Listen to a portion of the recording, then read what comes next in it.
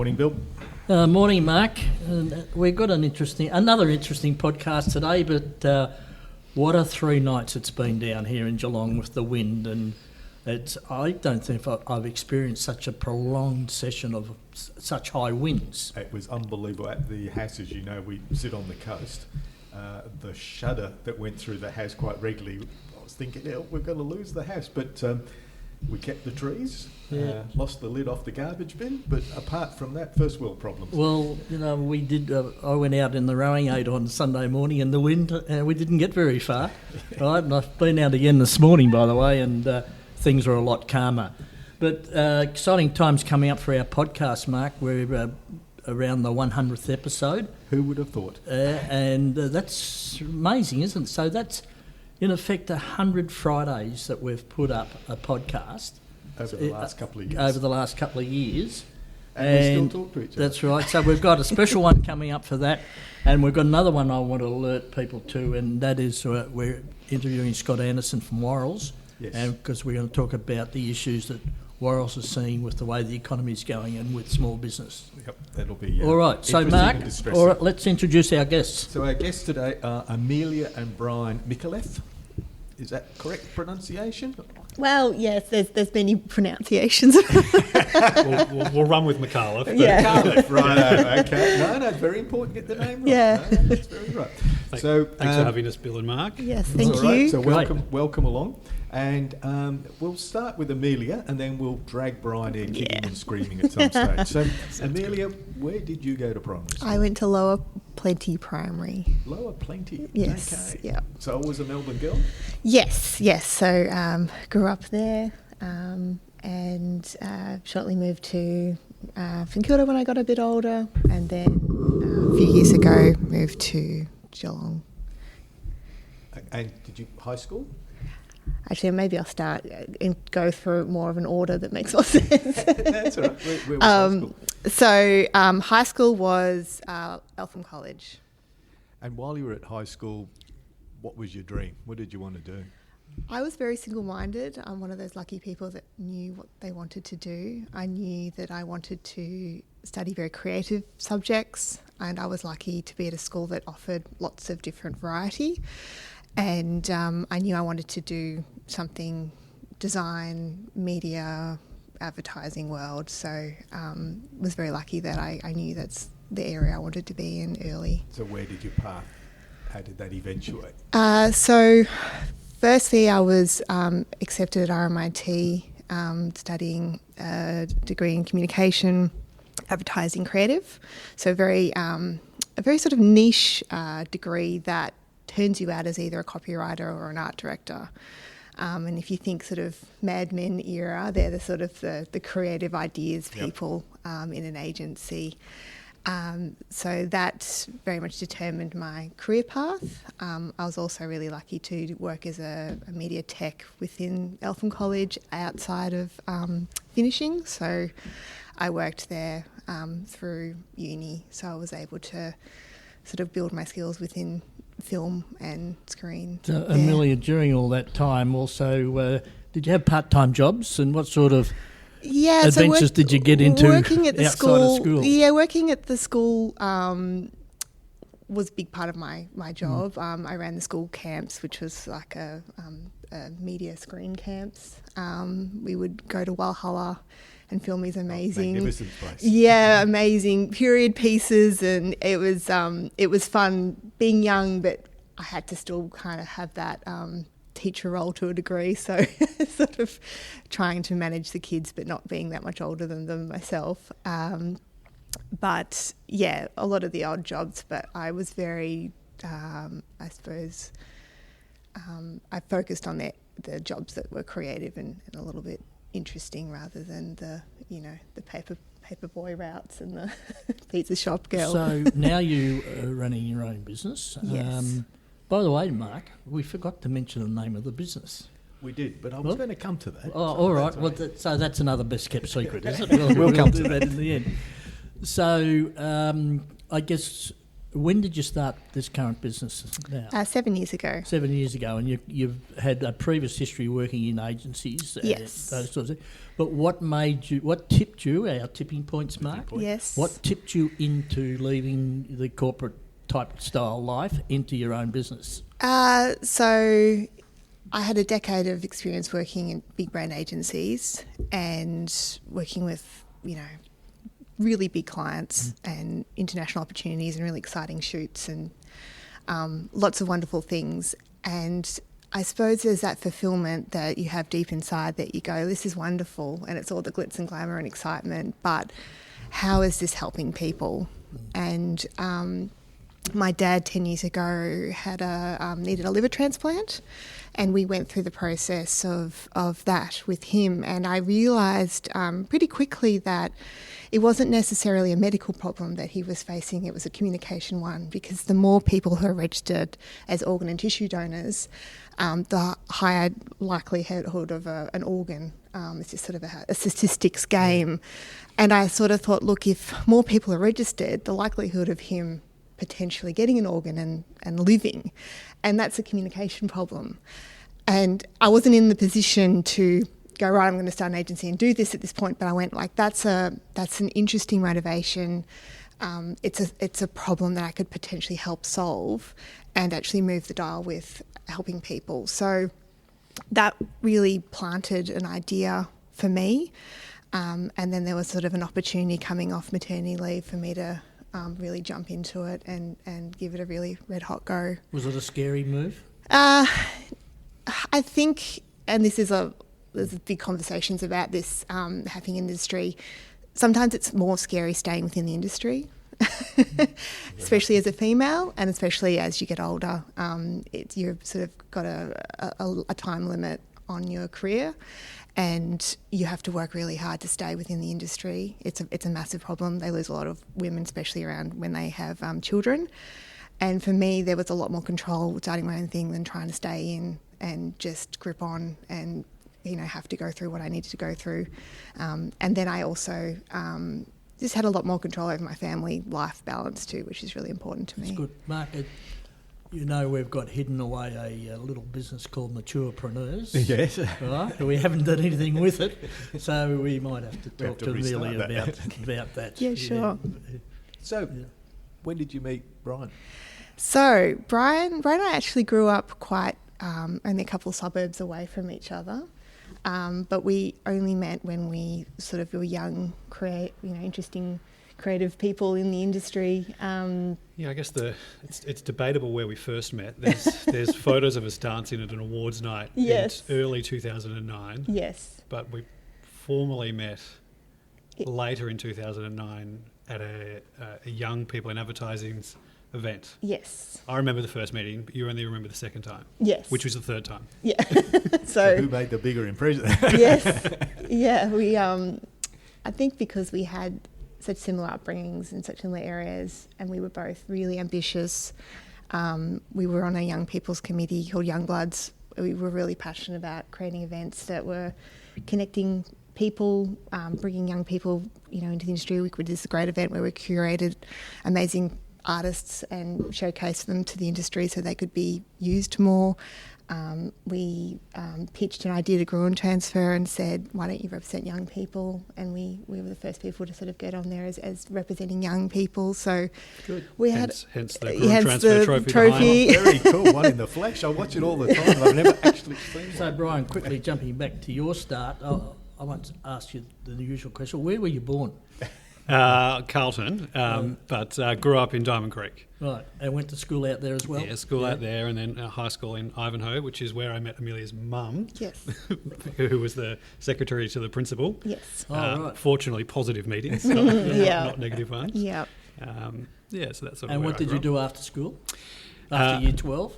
After year 12, went to study advertising at RMIT. Different course, but similar kind of output. Typically, the output's more media side advertising, but pretty quickly I figured out I liked the creative agency side of things. Why has RMIT built such a great reputation in this area? I mean, the communications course that Amelia did is where a huge tranche of the creative side of the advertising industry comes from, especially Melbourne, but really across the country. Yeah, and during that time, they really integrated people with experience to lecture. So they always sort of had their real foot in the door. They knew what was happening. And it takes very short a period of time to not be current anymore in the industry. So that was really, they've moved away from that, which I'm discouraging of. But they, at the time we went there, it was very, finger on the pulse. They knew what they were teaching. Bryan, what was your first ever job? First ever job was pool party host. Pool party host. There, that's different, Mark. We haven't had that one, have we? So Eltham Leisure Centre, way back in the day. Yes. Did the lifeguard training. My sister was working there. She said, well, maybe you can't be lifeguard quite yet, but you can run pool parties. Yeah. So, jumped in, ran pool parties, lots of fairy bread. It was good fun. And your first real job? First real job was at McCann, which is, again, sort of one of those old Mad Men type agencies, big global brand that isn't in Australia anymore, sadly.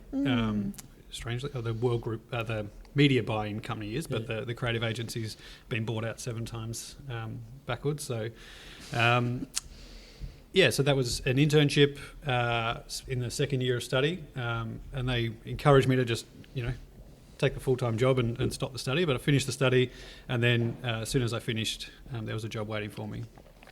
Well, that's good. And so always been in the so-called advertising industry?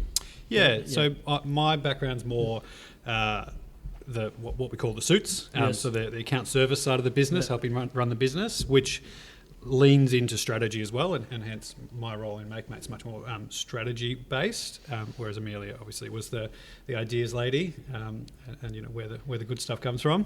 I just sort of wrangle the horses and make sure everyone's happy along the journey.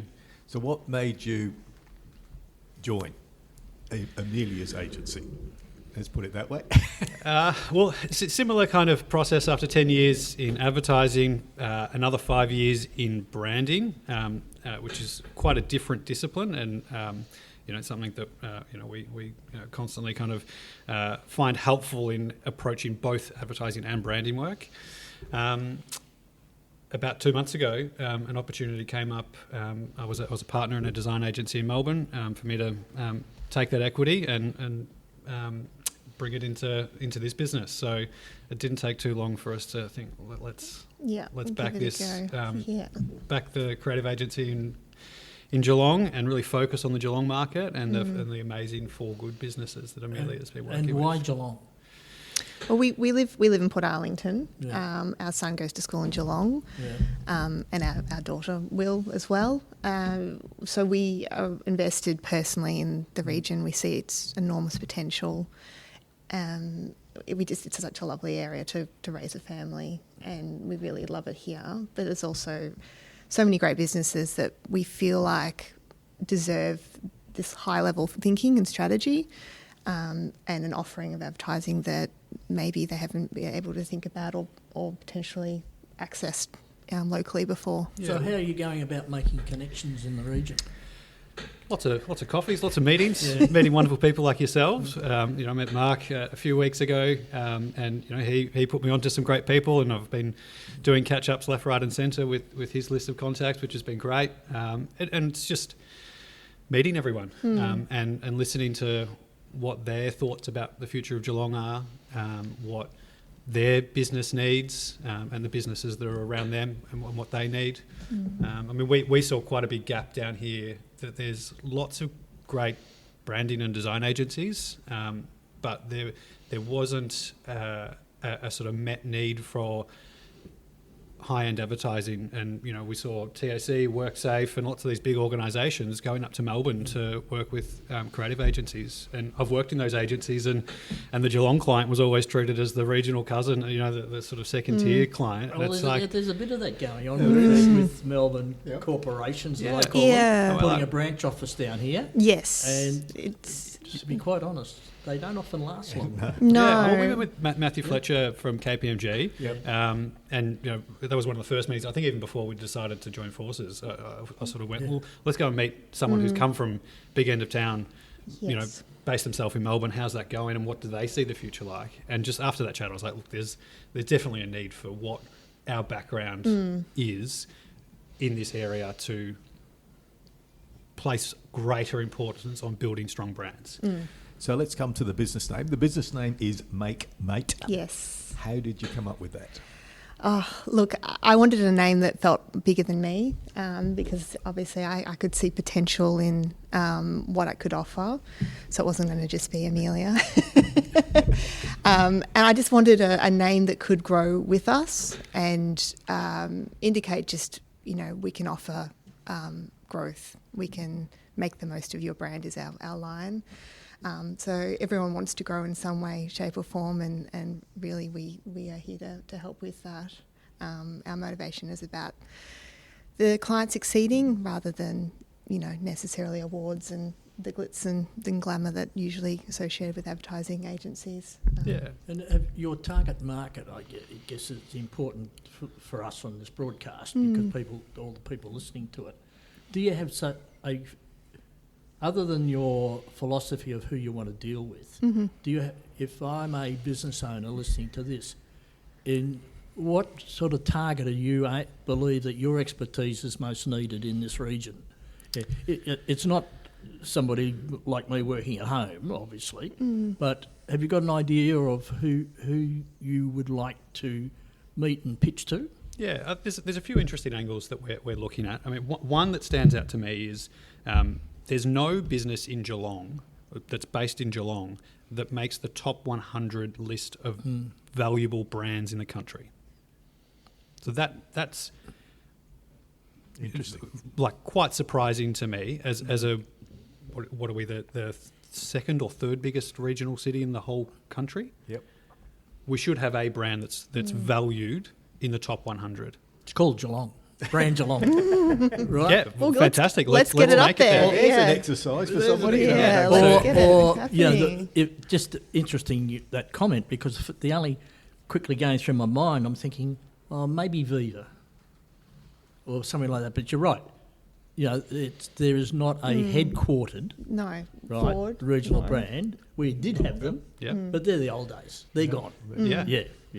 So really, we're looking to find brands that have that ambition. Is to who does want to crack the top 100. Yeah. So that's one aspect. But the other is anyone who wants to contribute to growth in the region and they feel their business through strong branding and advertising can help them achieve that.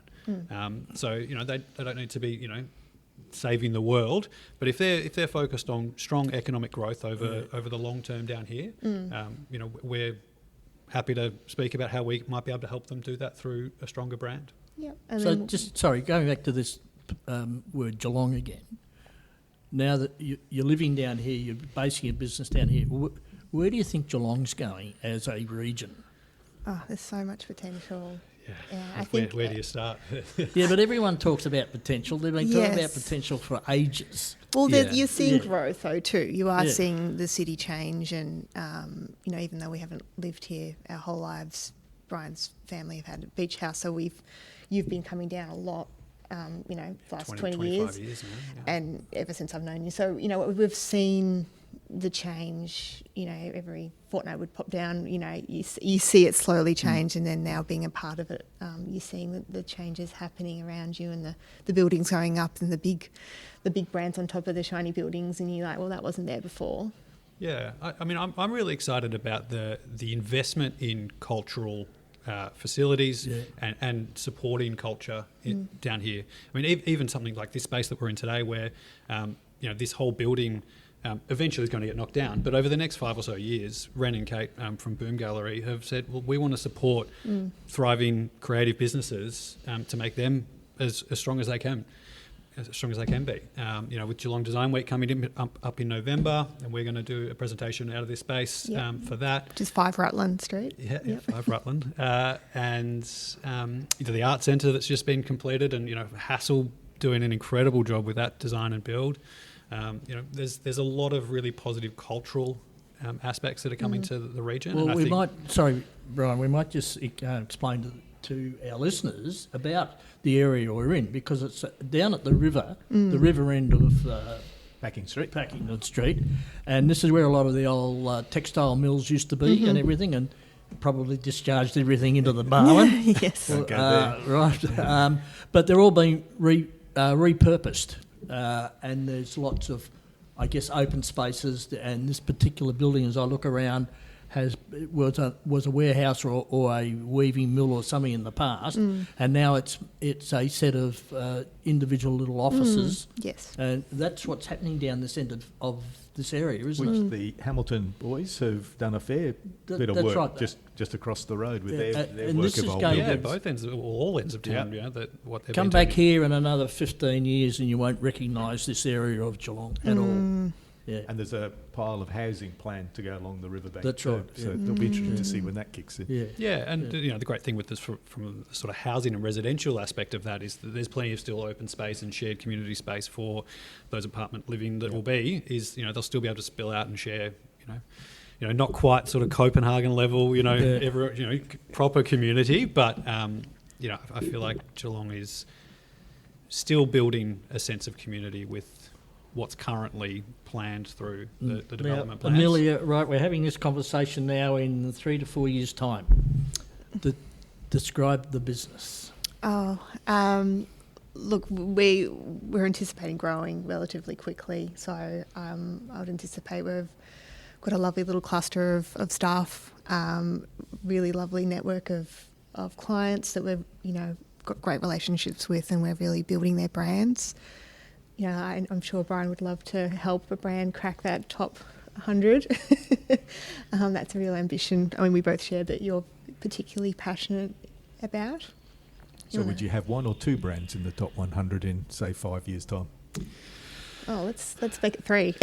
yeah. I mean, looking at the list, there's at least a handful that make sense that should be able to crack that list. There's a challenge, Mark. How do we take true business stories into being a national brand? Yes, All right? yeah, All right, build it up. There's a good That'll challenge. keep us going. Yeah. So Amelia, who are you working with at the moment? Who's mate working with at the So moment? we Can you tell us? Yeah. Well, there's a few things in the works, a few local clients in the works, but I do quite a bit of work with Donate Life, which I mentioned before. So, I did eventually, after my dad recovered, reached out to them and said, look, I want to help you. And we've run national campaigns with them that have actually moved the dial. So we've got more people registered to be organ donors from the advertising that we've been doing, which is... And just holding on that, I love the thought that, and it's very clever, that it's a communication issue. Yes. Because it is, isn't it? It is. It's It not is. that people don't want to donate their organs or don't think about it. Yes. It's knowing and being aware. It's and awareness. It's communication. Yeah, It it's interesting. is. We always say, not enough people are doing it. But Yeah. it's not, why aren't they doing it? It's the communication. There's the communication of knowing I should register, and that process, which is very quick and it takes a couple of minutes, but also that discussion with a family member or close to family members and say, look, these are my wishes, because ultimately it's up to them. So they can say, no, we decide not. We decide that we don't want his or her organs to be Even if donated. they've written it Yes. Oh, okay. So you're more likely, your family are more likely to agree with the wishes if they're written down formally. But that discussion saying, this is important to me, they're more likely to say that yes if they've had the discsion. Interesting. Okay. So All right. We might- once again, a communication thing. Let's put a plug in for it. Where's the best place to go? Hang on, I want to make sure I say this right. Because If you Google Donate Life, you can't get it wrong. Yes. Yes. So Google Donate Life, and that'll be a very simple process to go Yeah. in. Just, 1 minute registration form. and then at least they know who to contact. And Yes. Okay, Yeah. brilliant. There's multiple avenues. Whatever people are more comfortable with, but Google Donate Life. And Sorry, so I stopped your flow. So keep. no, that's okay. I just just don't want to say the wrong thing. No, that's fine. Maybe we'll start back to where we were. Yeah. What other organisations are you working with? Yes. What other things are we working on, Bryan? Wrapping up a few really nice property-based things for an architect down here, as well as some boutique developments up in Melbourne. There's a couple of organisations that we're working with, probably won't talk about them just yet, but in the really for good space. So not Geelong-based, and that's really the sort of other area of business that we'll continue to drive and hopefully work with lots of amazing organisations all across the country, is organisations doing really good things in the world. Yeah. I'll just now come back to your previous lives. Amelia, you first. What's the most exciting project you've ever worked on in your professional life? I was sent to LA with 24 hours notice to work on the Nissan Global Brand Brief at TBWA in LA. At that point in time, it was the most creative and desirable agency to work at. So they were doing all the Apple work, Pepsi work, just big, amazing brands. It was sort of everything you would imagine an agency to be. They had a basketball court within the agency, restaurant, bars. It was pretty. All right, as I peak. look around here, We're not quite there. We could put a basketball There's a court. nice little surfboard bar here. Yeah. So it was. Well, that was exciting. I hopped on a plane, Yeah. worked on the global brand brief. There were two ideas that were presented globally. One was mine, and there was another one, and they went with the other one, unfortunately. But it was amazing to work on. It was the excitement of the project. It was the excitement Yeah. and just being amongst amazing world-class creatives and in a space that was just very exciting. All right, Bryan, what's the most exciting project you've worked on? Oh, You're only allowed one answer, by the way. yeah, it's a good one. Look, I got to do a little bit on some ways today, but I think the one that I really enjoyed and kind of was really proud to sort of see go live was the launch of the VE Commodore that went live on Grand Final Day, and it was in every newspaper across the country, billboards everywhere. I think we had about $10 million just on billboards in media, ads in the halftime break in the footy. So we're watching with all our mates, and the ad goes live. It wasn't the best ad, Yeah. but there was like nice little bits within the campaign. But just doing something of that scale. The media buy was astronomical, and really there's other than the banks and a few other businesses nowadays, no one really buys media to that scale anymore. And today people under 10 would go, Holden, what's that? Yeah, exactly. Yeah. Well, it was still the most sold car for 2 years after that, Yep. and now no more. It's amazing how Oh, things I change. know my neighbour's got an Altarana with the red plates, are they maroon plates? Oh. Whatever they are, sitting in his driveway, I noticed. Yeah. So, talking about Make Mate, how do people find you? So website is makemate.com.au, Okay. and you can Or find us wander at down to 5 Rutland 5 Street. Rutland Street. 5 Rutland You Street, should in this see great our little sign. space. Yes. And being down at Rutland Street or down the bottom of Packing Street, plenty of cafes around here. Lots too. of cafes. Just something we love about it. We haven't been in here very long. It's just such a lovely creative community. There's interior designers, filmmakers, digital agencies, a lot of beautiful artists and jewellery designers. So it's a really creative hub, and I think naturally we're all going to help each other thrive, which is a really lovely mindset. So it's a lovely area to visit, and we encourage people in Geelong to come couple down. of doors down, you've got one made out of containers. Yep. Because we did a Yes, podcast there yes. recently with Yeah. Jeremy, With Jeremy at the chamber. Yes, Yeah. and there's lots of interesting people in there too. So the whole area is full of just entrepreneurial, exciting people just on the brink of doing amazing things. So it's an exciting And community the to other be part part of of. that question Yes. is, why should people reach out to you? Who would be waking up this morning and thinking, I need Make Mate?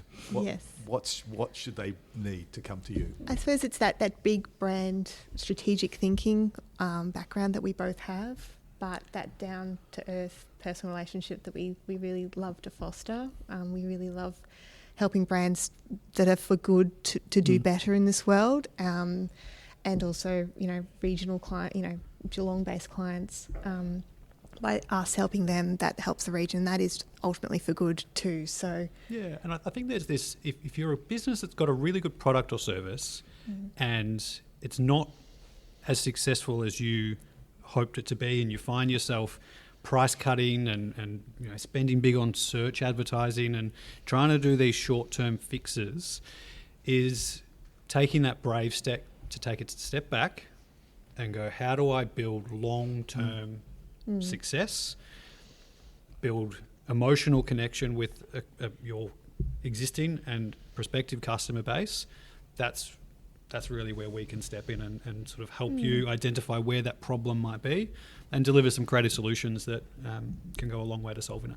And I think sometimes people don't even really know what advertising is and how we could help them. And that's an okay question to come to us with and say, look, what do you really do and how would you help me? That's well, fine. my personal advice to people at the moment and clients I come across is that the first thing people do, it's particularly smaller businesses and family businesses where you and I both work, Mark, is times get tough, they cut spending.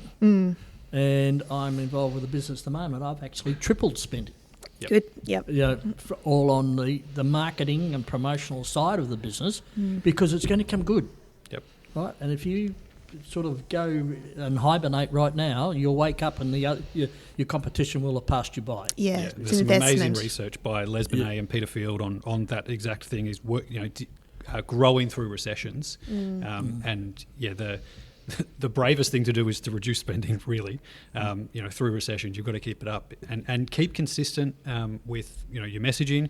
Keep consistent with the amount of times you're touching base with people. And broad use of media, not just go, we'll just all chuck it into one space. You've got to keep that's broad and having multiple channels working for you. Well, that's free advice for all our listeners this morning. And just an interesting tidbit for positivity. Yeah. If the RBA cuts rates by 0.5% over the next 6 months, within 12 months, that will free up $5 billion of spending.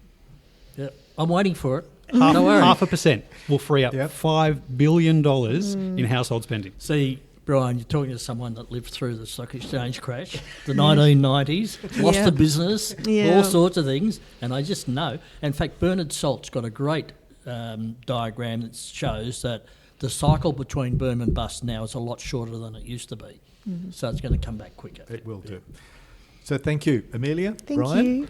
It was great for you to reach out. I think you reached out to me on LinkedIn, didn't you? I think so. I think you did. So the power of LinkedIn. Yes. And it's a pleasure to meet you both. Thank and you. Amelia, congratulations on the business. Thank you so much. Wish you all success. Thank you. And look forward to seeing you grow. And when a big brand gets into the top 100 and it says pushed by, we'll know. That'll be fantastic. Okay, yeah, thank you. We'll come back for our 500th episode to gauge your success. Amazing. Thank you very good. much. Lock us Thanks for in. having us, Bill. Thank you for having us.